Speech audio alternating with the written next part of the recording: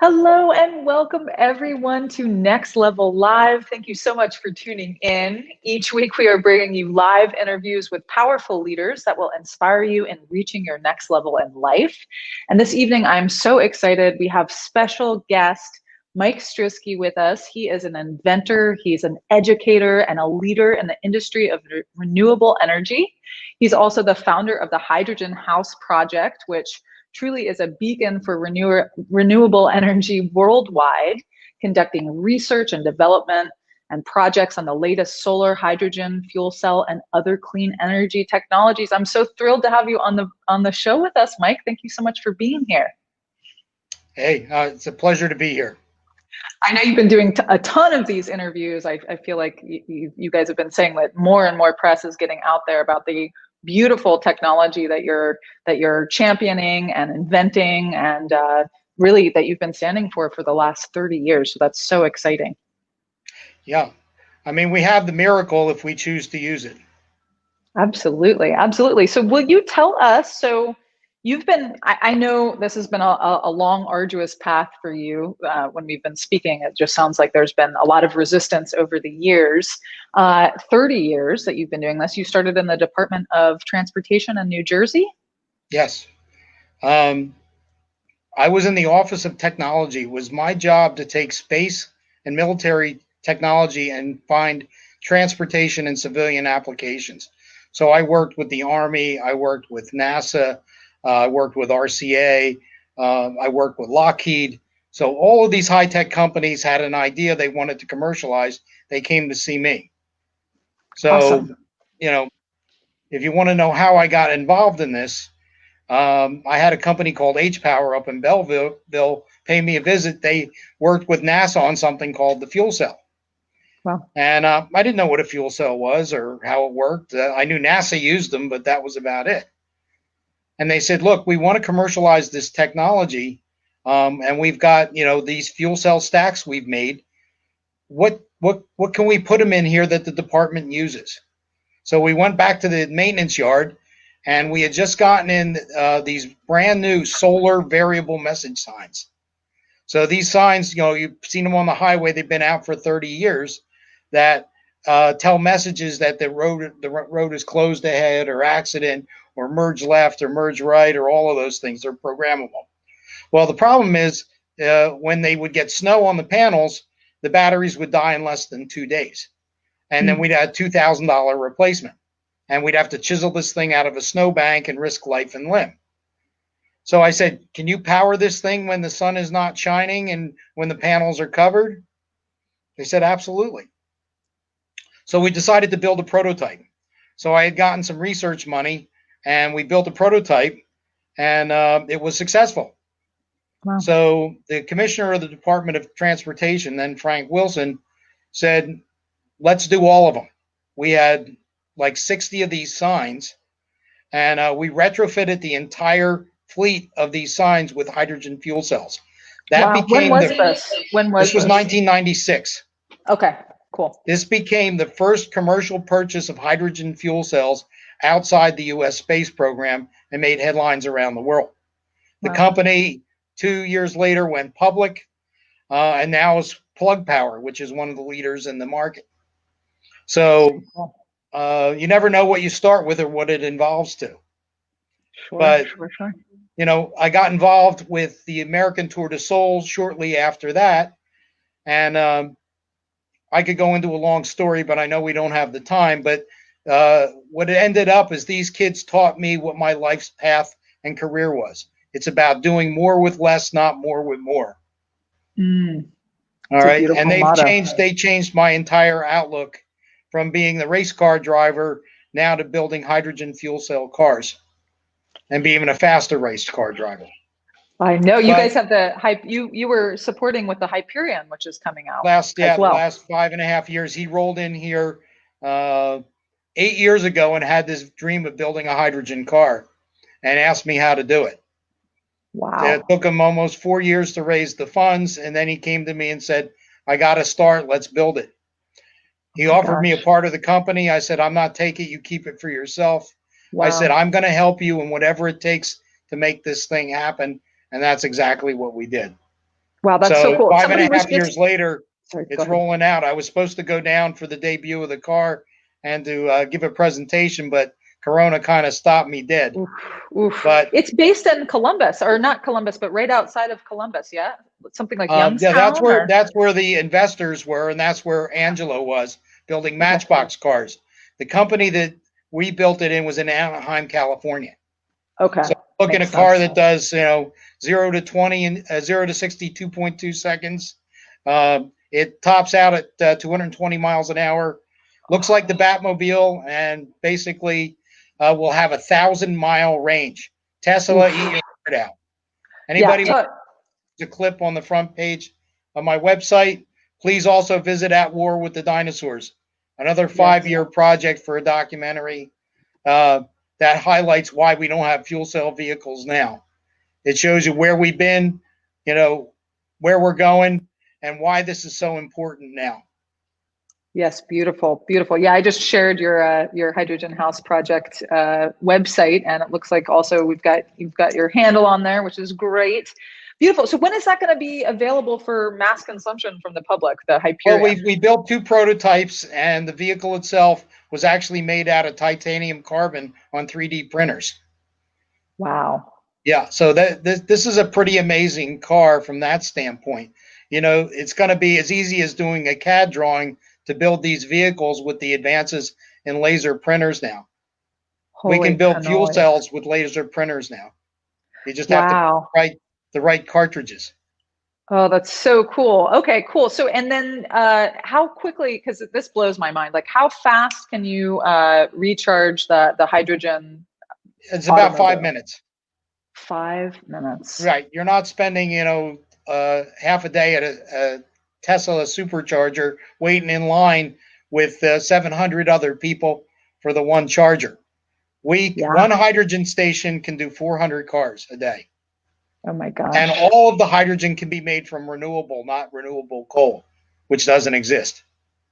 Right. Yeah, that's one thing that people really aren't putting together with the Teslas is that actually you're still on grid because you're running on electricity, and And they're electricity not is counting the powered from the grid. 90%. They're not counting the 90% loss of power over the grid because the wires are just a big resistor.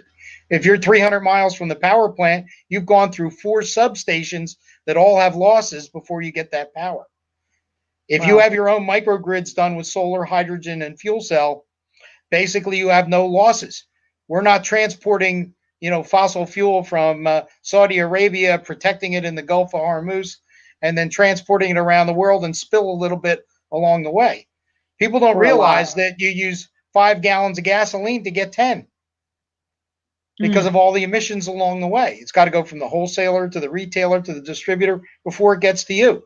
Mine's delivered free to my doorstep every single day. And I can do seasonal storage, and hydrogen's forever. Most of the Wow. fossil fuels we use, most of everything around us is all hydrogen anyway. It's just combined with other elements. It's the most abundant element in the universe, yes? Hydrogen? Absolutely. Yep.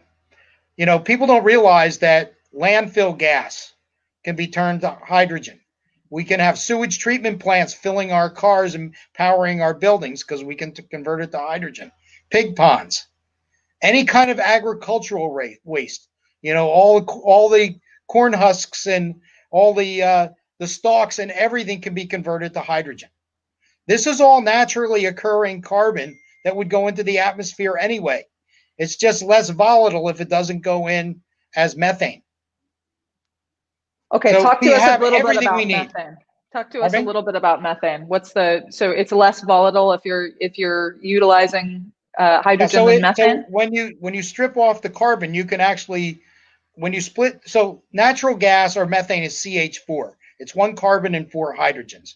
So they apply a steam process that separates the carbon from the hydrogens. Now, the carbon can go in to grow plants and things like that, but even Wow. if it's released into the atmosphere, it's not mixed with the hydrogen, which makes it more volatile for the atmosphere. Got you. And it can Got be you. sequestered, but it's Amazing. naturally occurring. So there are different types of carbon. There's virgin carbon that you get from the ground, millions of years of dead fossils, and there's Mm. naturally occurring carbon that's above ground that's part of the existing ecostructure. Okay. And then you've got electrolysis, which has no carbon. So those are the grades of hydrogen that you get to use. Right now, we're using the dirtiest from fossil fuel. So how do you process your, I mean, I don't want to get so technical that people are just like, what are we talking about? But how, I mean, what also, first, how do you process your hydrogen? Like, how are you making this work out at the hydrogen house? Very simple process. Basic high school experiment, we do electrolysis. Uh, basically, the electrolyzer produces hydrogen and oxygen. It separates it in two separate streams. Oxygen goes out into the atmosphere. Hydrogen goes under pressure into my propane tanks. When I need the hydrogen, the energy back again, I run it through a hydrogen fuel cell, combines it from oxygen from the air, turns it back into water again, and provides electricity and heat. The water Wow. that we created now goes back into the electrolyzer again to do it all over again. So it's a Wow. closed loop where only photons get used. Wow. And An photons is hour of the energy sunlight, from the sun, yes? an hour of sunlight is enough to power the planet for 2 years. Oof. If But we we can have all, harness it. If we can I harness believe in it. nuclear, but it's the big nuclear ball in the sky. That's so cool. Okay, so it's easy. So the fuel cell, that the technology of the fuel cell is very, very important to this whole operation. And the fuel cell has been getting more and more It's usable. getting more and more affordable. So it's just like the first big screen TVs or computers. That technology became much cheaper as it became mass produced and increases in technology and material science. Fuel cells are no different. We're at the beginning of the learning curve. So graphene has changed fuel cells from being hundreds of thousands of dollars that will soon be hundreds of dollars. So you're Wow. looking at more cross-sectional area. You're looking at no noble metal catalysts like platinum. Um, these are all happening today. And you have the event of 3D laser printers for manufacturing, and you have vapor deposition of catalyst. So many increases are coming along the line. They're going to be cheaper than any battery in the world. Oh my And it's going gosh. to be a short period of time, providing, the entities out there don't try to kill the cure in lieu of treating the disease. Yeah, okay. So let's shift to that part of the conversation now. What is keeping us from everybody from having hydrogen fuel stations, hydrogen fueled everything right now? What is keeping us from that? No one wants to cure the disease. I should say Mm, the top 1,000th of 1%ers don't want to cure the disease. They make too much money on the disease. It would be like Amgen wanting to cure cancer. mm. $1 trillion business, diabetes, all these things. This will actually cure the disease. This will take the carbon that we put in the air, 56% from transportation, 40% from buildings, and will make it zero. Wow. Yeah, this is a radical change. This will create more jobs than it takes, but all we have to do is have the will to take the key from the floor of our cage, put it in the lock, open the gate, and step out. It's time. It's really time. I mean, We have before the technology. It's we like have the the $6 technology. million man. We have it. Yeah. And before we went live, we were talking about the fact that, like, wow, all of these fires, the pandemic, like, now is the time for us to wake up and step into action as a culture, as people waking up to what's actually available for us. Like, the time is now for us to get involved. Yeah, I mean, we're out of time. We're literally out of time. We're running on borrowed time. If we don't start cooling this atmosphere quickly, there's going to be nothing left. I mean, we're going to go into another ice age. We're looking at the points right now where we're past the tipping point. Right now, with all of the glaciers being gone and all of that trillions of tons of methane being released into the atmosphere from the dead sea creatures, it's warming the planet up at an accelerated rate, which is why we're seeing all these crazy things. When the Mhm. weather patterns change, the Gulf Stream changes, the amount of salt water to fresh water in the ocean changes everything. And we've accelerated it. To say man doesn't make a difference is crazy, especially with the amount of us and what we're doing on the planet. For every action, there's an equal and opposite reaction. That's physics. Except in the case of money, where it doesn't exist. So we have to tell our politicians, go for the science. I think that was the big news story today, was that Trump doesn't follow any of the science or any of his advisors. I don't care about politics. I care what we do to fix the planet now, because we don't have any more time left. The two things, if you want to live longer, you want to be happier, you want to have a planet to spend your money on, you have to invest in this technology now. You have to vote with your checkbook. All right? You've got to put it into companies that are going to give you what you want. These politicians need to be reined in and start to say, look, we want hydrogen infrastructure. We want cars that produce 12 gallons of drinking water every tank full. All right? So we awesome. want generation systems that are generating pure oxygen, not pure carbon dioxide. Oof. Have everything we need. Yeah. It's like drowning, in a sea of water. It's all there, and you're dying of thirst in the middle of the ocean. Okay, we so have everything we need. What are ways that people can, so if we're watching this and we're like, we have to educate. Of course, what do we get to do? The path is simple. Yeah. All right. If people don't know it's on the menu, they're going to be eating crap the rest of their life because there's nothing else on the menu. Yeah. We have to let people know there's something else on the menu. And that menu is hydrogen. It's 80% of every molecule in the universe, and it's 80% of what we're made out of. Okay? We're 20% minerals and 80% water. 2/3 of the planet. People ask me this question is, Mike, well, if everybody starts using hydrogen, all the water's going to be gone. The water comes back. What do you think? It creates more water. It starts as water and it ends as water. You burn hydrogen, you get water. The science is all there. But we have to take the path of doing it, not talking about doing it. Ideas are dead brain cells unless we act on them. We're at the point, like I said, we have to let everybody know there's something else on the menu. And the early adopters need to start putting this in their houses and their cars. They need to specify it for their schools. I live in New Jersey. We're the most, we have the largest solar program, but not one state building has solar on it. So what am I missing here? Yeah, totally insane. What am I missing? For somebody who has a house and wants to convert it to hydrogen, like your house, which is the very first house that was fully converted. Awesome. What's the cost right now? We have a 5-year payback system with the current incentives. So you're going to get an investment tax credit from the federal government, which is, right off your taxes. It's a credit. It's not a deduction. You're going to get a 10% fuel cell credit, which will cover a lot of the subsystems. So by the time you're done, it's not much more expensive than a solar system. Wow. And once we get volume up, it's going to be cheaper even still. Wow. So, anybody can go to the website. You can look at a number of the devices that we've created, jewel boxes and things like that. And I'm doing a lot of hydrogen homes in California now that the grid has failed. People need big power for long periods of time off grid. And once you figure out the first battery replacement, which is 3 to 5 years, you could have bought the fuel cell system. And that's 25 years. This is truly solid state energy. All right. It starts as water, ends as water. Fuel cell has no moving parts in it.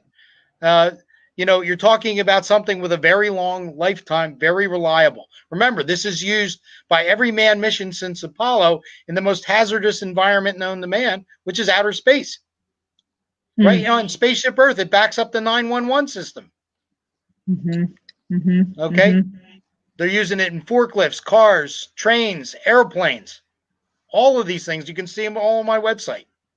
Yeah. And so companies, because it is cost effective, like Amazon, like Walmart, like a couple of these UPS is shifting to use certain technologies that are based on hydrogen. It's replacing electric battery operated forklifts, because you can use one forklift instead of 3. If you have a battery forklift, you're running 24 hours a day, you need to either change those packs out 3 times a day, and then during the day, the productivity gets lower as the battery depletes. The fuel cell puts out the same amount of power continuously the entire run, and then it's a 3-minute refuel. You're not maintaining a battery room, a hazardous environment room. You're not having workers, a whole team of workers servicing batteries. Remember, these distribution centers have 300 forklifts.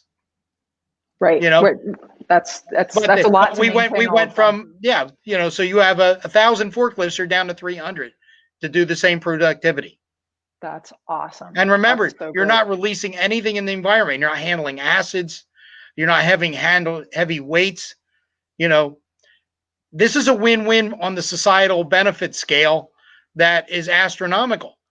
Yeah. If you're not throwing all these pollutants into the environment, your body's going to love it. You're going to live longer. You're going to feel better. And you're actually I going to mean, make more money in the I mean, not even in the long term, in the shorter long if we term. don't fix this, there's no place to spend it. We're going to go back to the world of Mad Max. Boy. Yeah. See the movie again, because that's where we're heading unless we fix this. Right. And quickly, actually, quickly. Okay. So obviously, to learn more, we can go to Hydrogen House, that you have actual technology that people can invest in or utilize for their home, get in touch with you in that way. What else can we do if we're wanting to get involved? Like get in touch with our local leaders, our state politicians? Like what would you recommend? You have to vote with your checkbooks, number one, because, you know, politicians listen to where the money goes.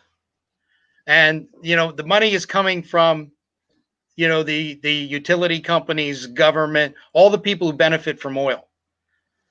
If you start investing with your checkbook, then people will invest where people are investing what people want. So you have to invest in where you want your reality to be. In order to do this, it's great you can lobby them all you want, but it's going to be more important that these companies that are putting their necks out to do the right thing and to cure the disease are well funded to make it happen. I know I can build hydrogen refueling stations because I got one at my house. I can build it at your home. If I can do it with no funding, that's scaring the death out of them, because I don't need to be $1 trillion company to be off grid, to be my own oil refinery and power plant. So when you're saying invest in companies, so it's like go ahead and invest, actually, like on the stock market, invest into the invest in the stock market, or invest in people that are the leaders doing these things. Okay, invest with you. I said, yeah, I mean, we're doing student projects. We're teaching people how to build microgrids. I do students at Pepperdine in California. I'm doing the PSENG students from Montclair State University. I have 100 in Votech people here from these technical schools. My time is devoted to that. But, you know, go in and sponsor a internship. You know, we're looking for people to sponsor students. I've been doing all of this out of my personal pocket now for the last 30 years. Wow. I've invested half of my company's profits every year into the Hydrogen House project, because that's how strongly I believe that we need a future for our children and grandchildren. We all get to believe that strongly. We all get to believe that strongly. This is all about doing the right thing. We no longer have time to do the politically correct thing. Yeah, yeah, all absolutely. Right?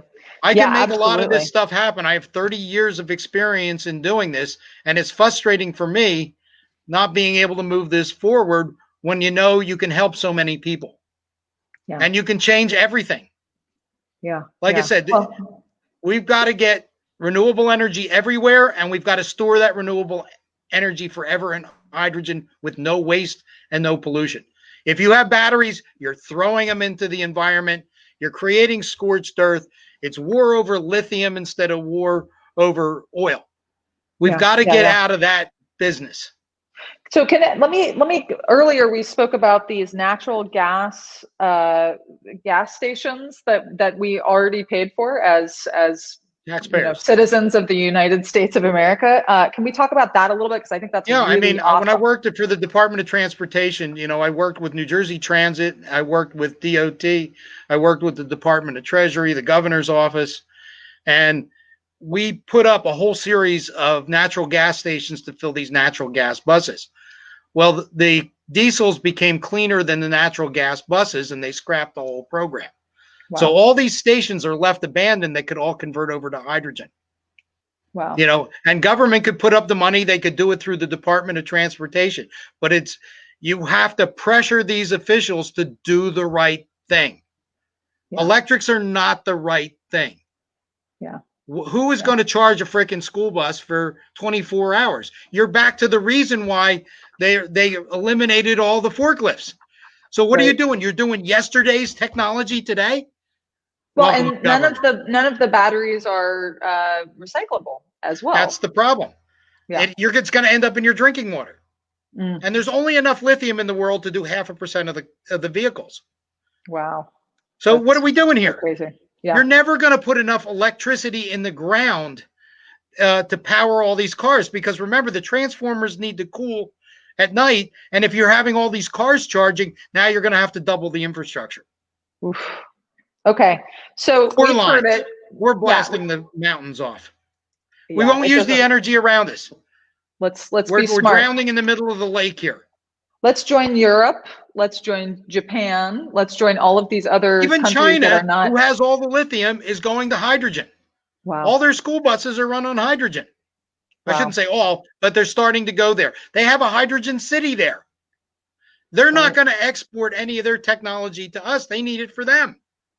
Mm-hmm. That's a place where you can see the air, let alone breathe it. Of course, California is getting pretty bad right now, too. Right. Yeah. It has the worst Many air places, quality in the world Oregon, today. all of these. Yeah. Many states. Okay. Awesome. Thank you for being the tremendous stand for transformation that you are on the planet. Thank you for being a just unending source of like, this is what we must do for 30 years. I feel that a groundswell of, of support and excitement and, getting behind this, which is the only choice, is occurring now. I feel that we are ready for this and we get to continue to put this message out there. So thank you so much for putting it out there for our community. Thank you. The time is now. Like I said, all of us can do something. And we all need to do something to save Spaceship Earth. This has to be a united front around the world. And it shows no race, creed, or color, or economic, privilege. Everyone needs to work together to do this. We were fighting for our home. Yeah, we're fighting to save Spaceship Earth. If we don't fix this problem, there's no plan B or no planet B. Yeah. And time is short. Beautiful. Hopefully Mother Earth, send us a call that we're listening to. Yeah. Absolutely. It's time to do the right thing. No more politically correct stuff. And thank you. And I'm just going to say before we sign off here, I've been out to your house twice now. Absolutely everything that you're talking about, I've seen firsthand. This is all happening. This little device that you have behind you is this little, fan that's like run by hydrogen fuel cell. Like this is a real thing, guys. This is, you got to see it to believe it. Sometimes I've definitely seen it. It's real. Yeah. So these are aircraft legal. I can take a hydrogen fuel cell on an airplane, but you can't take bottled water. So that eliminates the safety thing. We're not the Hindenburg blowing up the planet.